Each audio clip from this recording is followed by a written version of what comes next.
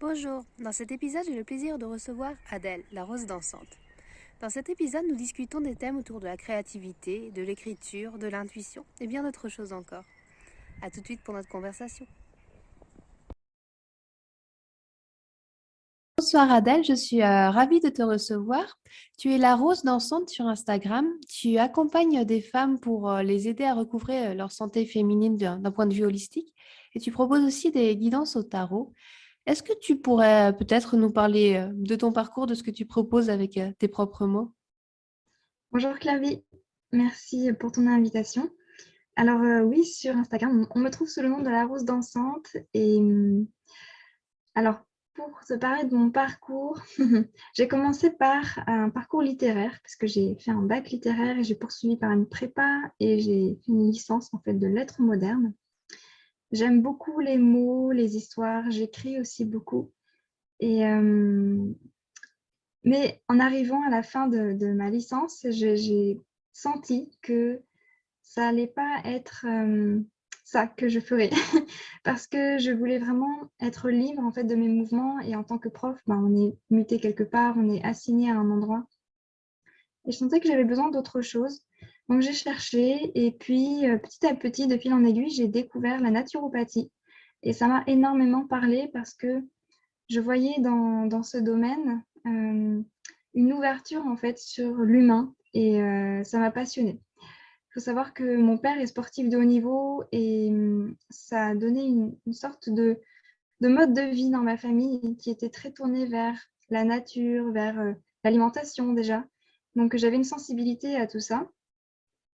Et j'ai toujours aussi eu cette sensibilité à une sorte de féminisme, je dirais. Quand j'étais petite, il y avait souvent des gens qui, quand on rencontrait les coureurs autour de mon père, qui demandaient à mon frère s'il faisait du sport et puis moi, il ne me demandait pas. Donc, ça me mettait en rogne très fort. Et je pense que voilà, c'était des petites choses comme ça sur mon parcours qui ont fait que petit à petit, donc, je suis allée vers la santé naturelle et aussi vers la santé des femmes parce que j'ai moi-même vécu une aménorrhée, donc une absence de règles pendant 1 an. Et c'est à partir de ce moment-là que j'ai commencé à me renseigner beaucoup, à m'intéresser au cycle menstruel. Et j'ai fait beaucoup de lectures, des ateliers, des formations, des stages, etc. Et aujourd'hui, c'est vraiment le cœur de ce que je propose dans mon activité, à la fois dans l'accompagnement, pour que les femmes puissent retrouver un équilibre et une relation aussi qui soit saine à leur cycle, à leur bassin, à leur corps. Et puis, dans des petites formations, des programmes que je peux proposer, des ateliers aussi, et beaucoup de mon contenu sur Instagram. Et puis, il y a le tarot qui est arrivé dans tout ça en plus, il y a maintenant peut-être 1 an et demi, 2 ans. Un peu par hasard, enfin, je ne sais pas si vraiment le hasard existe là-dedans, mais j'étais chez des amis et puis j'ai vu un tarot de Marseille avec le livre de Jodorowsky qui l'accompagnait et ça m'a vraiment fascinée. Donc, j'ai commencé à étudier. Et puis, j'ai trouvé que c'était un outil vraiment formidable pour comprendre la psyché humaine, pour me comprendre, pour m'accompagner sur mon chemin et, euh, et pour accompagner d'autres personnes aussi, donner des petits éclairages, des ouvertures, des pistes aussi d'action et de compréhension de soi. D'accord, bah c'est un parcours vraiment très varié et aussi cohérent. Et du coup, les femmes qui viennent te voir, elles ont toutes le même profil. Comment tu les guides? Comment ça se passe un accompagnement que tu mènes, si tu veux bien nous expliquer un peu plus.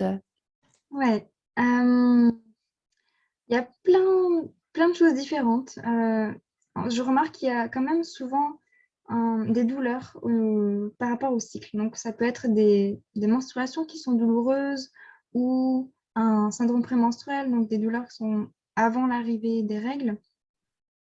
Il y a aussi une certaine déconnexion du corps, ou en tout cas une envie de se reconnecter au cycle. Comme, je pense que c'est d'actualité. Beaucoup de femmes se rendent compte que cette cyclicité, elle fait vraiment partie d'elle et que ça permet en fait d'être connecté à soi, d'être connecté à la nature, au rythme de la nature et de se distancier un petit peu de ce rythme linéaire et trépidant de la vie actuelle, de la société, du travail un peu normé. Et donc, il y a une envie des femmes, en tout cas celles qui viennent me voir, de se réapproprier ce cycle pour en faire une espèce de fondement sur lequel s'appuyer pour mener sa vie de tous les jours. Donc, comment se passe un accompagnement? On va déjà faire le point sur le besoin profond de la personne qui vient à moi, et de quoi elle a envie. En fait, on va poser des objectifs. Et à partir de là, on va faire plusieurs séances qui vont toutes être vraiment différentes. Et alors, je peux intégrer le tarot dedans. Il y a un outil de libération énergétique avec le tarot qui est vraiment fascinant, qui permet d'aller déceler des croyances limitantes autour de certains sujets et de les mettre à l'extérieur, de les éliminer, ces croyances limitantes, pour pouvoir intégrer à la place des pensées qui vont être ressourçantes. Donc là, c'est un travail qui est plutôt psychique, énergétique, mais on va aussi faire un vrai cheminement dans le corps parce que aujourd'hui, en tout cas, je pense en Occident, c'est vraiment présent.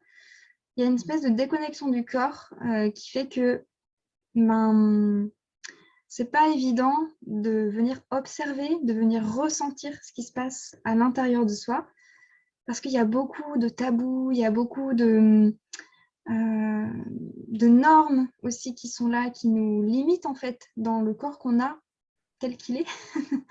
Donc on va faire un travail de réappropriation, de ressenti assez fin en fait, de rentrer dans nos perceptions corporelles, d'observation aussi, et puis de comprendre comment le cycle fonctionne, comment est le cycle de telle personne, parce que on dit toujours le cycle dure 28 jours, comme la lune, etc. Déjà, la lune, son cycle dure 29 jours, donc ce n'est pas exactement le cas. Et puis, chacune a un cycle particulier. Donc, on va essayer d'aller le comprendre, d'aller en prendre soin, d'aller voilà, l'écouter en profondeur. D'accord. Du coup, tu fais tout un travail à la fois sur le physique et sur le mental Oui, pour que la femme se réapproprie son cycle. D'accord. c'est ça.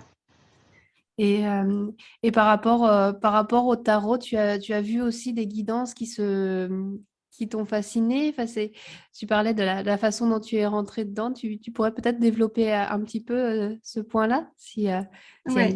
les belles expériences que tu as eues avec cet outil. Euh, j'ai pas de souvenirs précis de tirages qui m'ont ébloui, mais il y a souvent eu des moments où, pour un questionnement que j'avais, je tire quelques cartes. Enfin, ça me fait éclater de rire parce que c'est d'une évidence, en fait, quand je regarde les cartes. Ce qui est magique avec le tarot, c'est que généralement, ça ne va pas être des choses qui vont nous... On va se dire, waouh, ah, mais je n'imaginais pas du tout. Non, c'est plutôt, ah, mais oui, mais bien sûr, mais évidemment. C'est plutôt, voilà, ça va être comme la petite voix qui est à l'intérieur de nous, mais qui est complètement confuse par rapport au reste parce qu'il y a tellement de choses dans le mental qui sont constamment en circulation en fait. Et on a du mal à écouter cette voix de l'intuition, cette voix qui sait en fait à l'intérieur de nous veut dire le tarot il n'est pas là pour nous donner des informations qui viennent de je ne sais où. C'est vraiment mettre en lumière ce qui est à l'intérieur de nous, qui a besoin d'être vu et senti dans le moment, mais qu'on n'arrivait pas à percevoir consciemment jusque-là, à cause du brouhaha ambiant de notre mental et de notre agitation constante dans le quotidien, en fait. Mais après, il y a eu une expérience assez... Ouais, il y a quelques mois, avec une amie qui avait envie de clarté par rapport à son travail, son activité pro, justement. Et ça a été un tirage vraiment puissant, vraiment fort, parce que, encore une fois, ça a mis en valeur sous ses yeux ce qu'elle ressentait, mais qu'elle n'osait pas trop accepter, en fait. Parce qu'il y avait des peurs, parce que ça remettait en question aussi un petit peu ce qui était acquis et qui était solide, en fait. Et ça l'amenait à ouvrir. En fait, elle travaille dans l'astrologie. Et là, ce tirage, ce que ça disait, c'est que ça l'ouvrait vers l'accompagnement des femmes, vers vraiment intégrer l'énergie féminine. Et c'est une personne, elle est vraiment très inspirante, cette amie. Elle est vierge dans son signe astrologique. Elle a beaucoup de vierges dans son thème. Et du coup, c'est quelqu'un qui est très cadrée, très droit. Elle travaille beaucoup. Elle est très stable dans ce qu'elle fait, et c'est assez impressionnant. Et là, ça l'ouvrait vers quelque chose d'un peu plus mouvant, parce que quand on accompagne, il y a vraiment le fait de s'adapter à ce qui est là pour l'autre. Il y a aussi être dans l'intuition de ce qui est là sur le moment pour pouvoir sentir ce qui se passe et du coup proposer quelque chose en fonction du présent, vraiment du moment. Donc, c'était vraiment chouette. Et après ce tirage, elle s'est sentie beaucoup plus confiante pour aller vers cette direction qu'elle sentait dans son cœur, en fait. D'accord. Ce que je trouve vraiment très intéressant aussi, c'est qu'on voit que le tarot a une dimension presque physique en se reliant à ses ressentis. Et à nouveau, ta pratique est holistique et je trouve Mm. ça enfin, très, très sain aussi. Et tu parles souvent sur tes posts Instagram aussi, tu l'as mentionné lors de notre conversation, des tabous. Il y en a beaucoup déjà. Est-ce qu'il n'y en a pas de plus en plus qui se lèvent parce que la société se libère, parce que la parole se délie, ou malgré tout, il y en a quelques-uns qui subsistent? Je pense que les tabous principaux, c'est ceux qui sont autour de la sexualité, du corps féminin et de la mort. Peut-être du handicap aussi. Mais ça, c'est des thèmes que je connais pas trop, donc que je n'y risquerai pas. Je connais plus ceux qui sont autour du corps féminin. Et alors, il y a plusieurs mouvements qui sont présents, c'est-à-dire que il y a un mouvement de libération, clairement, de la parole, des mots. Et ça, c'est vraiment important parce que les mots sont porteurs de plein de choses. Ils sont porteurs d'images, ils sont porteurs d'émotions, d'histoires, de vécu corporel. Et donc, mettre des mots sur les choses et les prononcer, ça permet de ramener en fait dans le quotidien et dans la réalité des sujets qui sont sinon complètement invisibilisés et qui sont empreints d'une espèce de fascination un peu bizarre ou de choses bizarres, voilà. Mm. Et donc aujourd'hui, par exemple, on parle beaucoup plus du sang, des menstruations, par exemple, du sexe féminin. Donc c'est vraiment important. Après, j'ai aussi l'impression que il y a un côté un peu provocateur là-dedans à vouloir crier un peu sur tous les toits, justement, ces sujets-là. Et du coup, est-ce que c'est une bonne chose ou pas? En fait, moi, je m'interroge vraiment, j'observe tout ça et je me demande, est-ce que c'est sain de ne pas du tout en parler et de le cacher? Je pense que non, vraiment, parce que ça crée beaucoup de problématiques du genre, on souffre au niveau de la vulve et on ne va pas en parler parce que ça génère de la honte, de la gêne, donc c'est problématique. Par contre, le fait d'en parler partout, de dessiner des clitoris sur les murs ou ce genre de choses, est-ce que c'est bon aussi? Je ne sais pas. Est-ce que ça ne désacralise pas complètement? Est-ce que ça en fait pas quelque chose voilà, un clitoris, une lampe, un tournevis, peu importe, tu vois? Et moi, le mouvement que je sens plutôt à l'intérieur de moi, c'est de retrouver la perception de ces choses, que ce soit le sang menstruel, que ce soit le sexe féminin, la sexualité, de les ramener à l'intérieur de soi, de s'interroger dessus, de remettre des mots, de penser à notre histoire, de voir quel est notre rapport avec ces sujets-là et de faire plutôt un travail assez personnel et intime et d'ouvrir la parole peut-être dans des lieux comme des cercles de femmes. Mais après, voilà, c'est là où j'en suis en ce moment. Peut-être que... D'accord, merci. Et c'est vrai que la frontière est parfois un peu fine entre tout dire et tout cacher. Et Ouais. conserver cet aspect presque sacré me semble aussi important pour avoir une certaine saine pudeur aussi, Mm, je mm. pense. Mais c'est un équilibre pas facile à trouver non plus. Et Non. c'est pour ça, je pense que des personnes comme toi qui ont cette juste distance aussi, qui présentent ça avec beaucoup de poésie aussi, c'est très agréable à lire. Et, euh, et justement, par rapport aux mots, tu disais que tu avais fait des études littéraires, tu sembles beaucoup écrire aussi. Enfin, quelle place a l'écriture dans ton quotidien, dans ta vie, dans ton Hmm. parcours? Ah, l'écriture, c'est un grand amour de toujours. Je crois que j'ai souvenir depuis vraiment, ouais, du plus loin que je me souvienne, en fait, je tenais un crayon et j'écrivais. Et où je dessinais aussi. Alors, l'écriture, c'est vraiment, elle a une place quotidienne dans ma vie. Pas forcément en termes de fiction, mais je tiens un journal depuis que j'ai, je sais pas, peut-être 11 ans. Même avant, j'avais des petits journaux de plus petite fille où j'écrivais plein de trucs. Donc en fait, ça fait très très longtemps, ouais.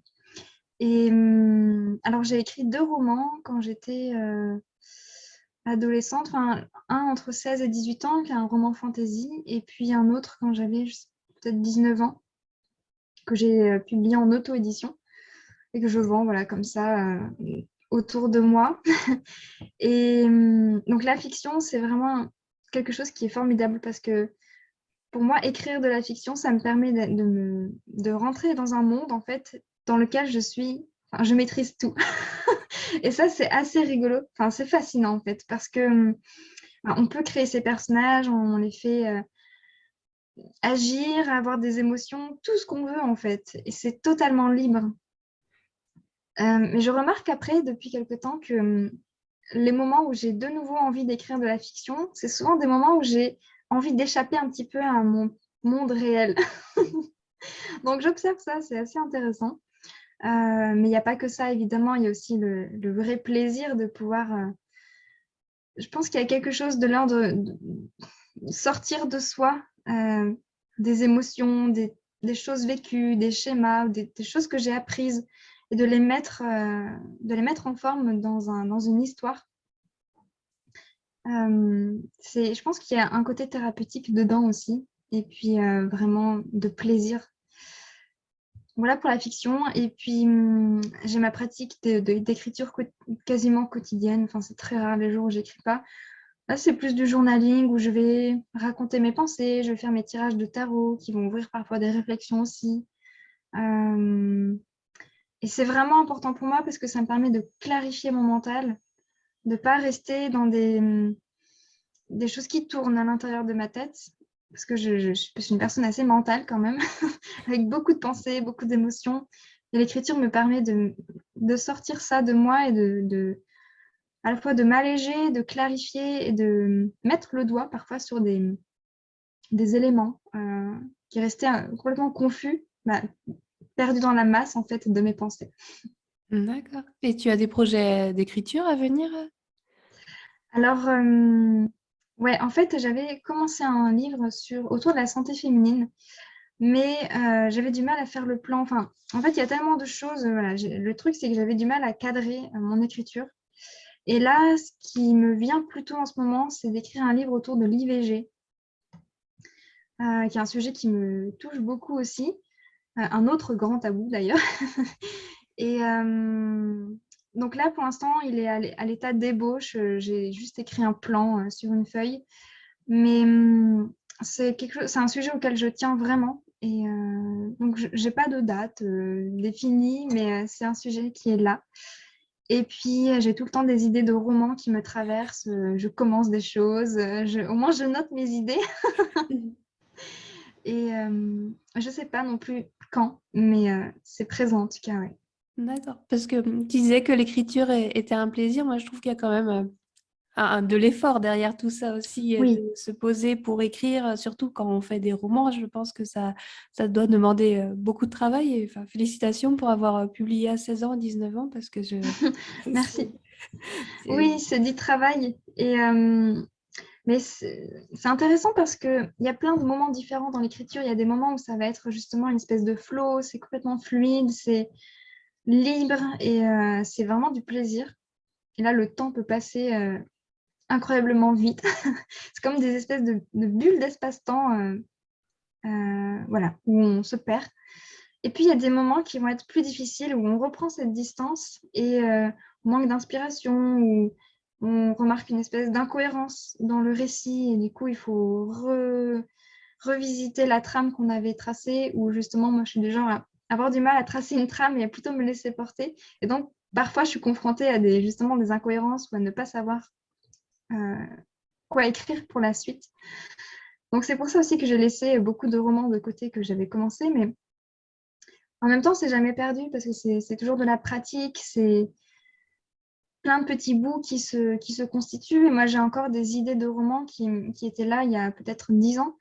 Et je sais qu'un jour, j'en ferai quelque chose. Peut-être que ça s'intégrera dans une autre histoire, mais ça crée des bouts, en fait, des morceaux qu'au bout d'un moment, je peux tisser comme un patchwork.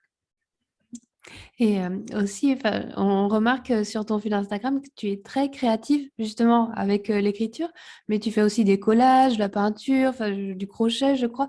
D'où tu tires toutes ces inspirations? Enfin, qu'est-ce qui nourrit ta créativité comme ça? Hum, Ça a toujours été présent parce que, comme je te disais, quand j'étais petite, je dessinais énormément et j'écrivais. Et après, j'ai été encouragée par mes parents, toujours hein, à dessiner, à créer des choses. Ma mère est très tournée vers la couture, le tricot, le crochet. C'est elle qui m'a appris les rudiments du crochet. Bon, j'arrive pas à trouver le temps pour ça, mais un jour, j'aimerais bien coudre, tricoter, faire du crochet aussi. Euh, donc, il y avait toujours chez nous plein de crayons, plein de coloriages, plein de tissus, de quoi fabriquer des choses. Et puis aussi, on n'avait pas de télé chez nous. J'ai jamais eu de télé et je pense sincèrement que c'est un des grands cadeaux que m'ont offert mes parents, d'avoir du temps en fait, d'avoir beaucoup de temps pour, du coup, pour créer. Et puis après, je pense que ça fait partie aussi de ce qui me nourrit et de ce dont j'ai besoin pour être en équilibre. Il y a eu des périodes, par exemple quand j'étais en prépa, où j'avais laissé complètement de côté même mon journal, et puis tout ce qui était créatif. Et en fait, au bout d'un moment, ça va plus du tout pour moi. J'ai vraiment besoin d'avoir ces temps de création parce que justement, ça déconnecte mon mental. Et je suis, en particulier pour les collages, alors ça, j'ai vraiment découvert une passion pour ça.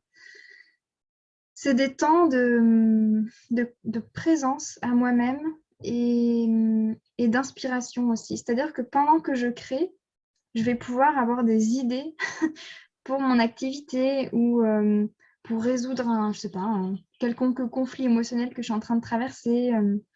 C'est des moments de présence, ouais. D'accord.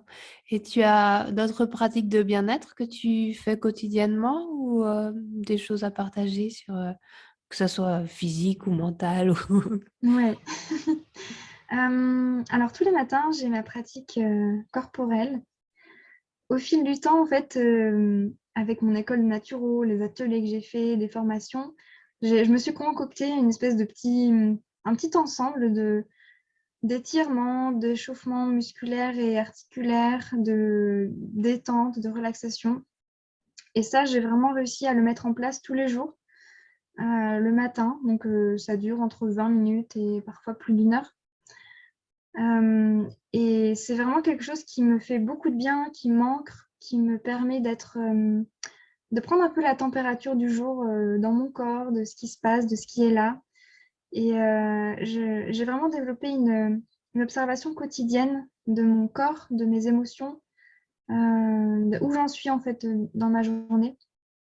Ce qui est vraiment très, très utile parce que je peux observer comme ça sur plusieurs mois l'évolution, notamment par rapport à mes jours de cycle, de ce qui se passe. Et c'est très intéressant parce que je remarque qu'il y a des rêves, par exemple, des thématiques de rêves qui reviennent selon les moments du cycle.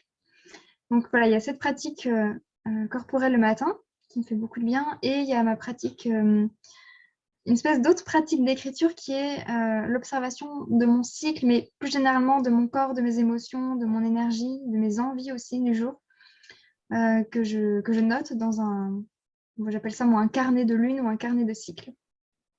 Et ça, c'est vraiment important pour moi. J'ai remarqué les moments où je le laisse un peu de côté. C'est de moins en moins fréquent, mais quand voilà, je l'oublie un peu, j'ai l'impression de plus être ancrée ou d'avoir une espèce de confusion parce que parce que ça permet de tirer un fil en fait chaque jour et de se rendre compte de où est-ce que j'en suis aujourd'hui, de refaire le point sur la journée. Et moi, je sais que ça m'aide à être ancrée. Et voilà. Qu'est-ce que je peux avoir d'autre comme pratique? J'essaie de sortir quasiment tous les jours, d'aller marcher ou d'aller courir. Bon, courir, c'est peut-être 1 ou 2 fois par semaine. En tout cas, d'aller marcher et d'être dans mon jardin aussi. C'est une chose qui m'apporte beaucoup de joie, c'est de cultiver mes plantes et mettre les mains dans la terre. Quand on est beaucoup dans la tête et aussi dans son activité à travers les écrans, c'est vraiment important, je pense, d'avoir une pratique qui nous reconnecte avec la matière, que ce soit à travers la créativité ou à travers la danse ou le jardinage, par exemple. Puis ça me connecte aux plantes aussi et c'est vraiment nourrissant et guérisseur par moments. D'accord. Et j'avais envie de te poser la question aussi, la rose dansante, ça vient d'où, justement? Alors, ça vient de mon année de naturopathie, c'était en 2017 à Toulouse. J'avais une amie, qui est toujours une très bonne amie d'ailleurs, Laura Medioni, qui avait rencontré une autre personne qui s'appelle aussi Adèle d'ailleurs, et qui faisait de la libération du péricarde, qui est une pratique entre l'ostéopathie et l'énergétique, qui permet de venir libérer au niveau tant musculaire que énergétique, émotionnel, cette enveloppe du cœur qui s'appelle le péricarde. Donc c'est constitué de mouvements, je ne me rappelle plus exactement ce qui se passait, mais il y avait des moments plus énergétiques où elle était plus loin, elle faisait des mouvements autour du corps, et elle captait des images. Et à la fin de cette séance que j'avais faite avec elle, elle m'avait évoqué une image d'un buisson de roses qui était en train de se mouvoir, de danser. Et cette image est restée pour moi. Je la trouvais tellement belle parce que j'adore les roses en plus. Et, et à un moment, comme ça, quand j'ai créé mon Instagram, je me suis dit, tiens, je vais l'appeler la rose dansante. Donc ça vient de là. D'accord, merci pour ce partage. Je Voilà. pensais que tu allais parler de jardinage ou de justement ton amour des roses, mais c'est une très belle histoire en tout cas. Et peut-être pour terminer l'épisode, vers quoi se porte ta curiosité en ce moment, si tu as des choses que tu as envie de découvrir, des projets que tu as envie de mener à terme? Hmm, c'est difficile de définir parce que j'aime énormément de choses. Mais je dirais qu'il y a quand même trois fils directeurs en ce moment. Il y a d'une part les plantes, qui sont vraiment un domaine fascinant que j'ai envie d'explorer en profondeur, mais par plusieurs biais. C'est-à-dire d'un côté, le côté vraiment herboristerie, c'est-à-dire le physique de la plante, comment elle fonctionne, qu'est-ce qu'elle peut apporter au corps. Mais il y a aussi tout l'aspect reliance énergétique et émotionnelle à la plante qui me fascine, que je trouve vraiment intéressant.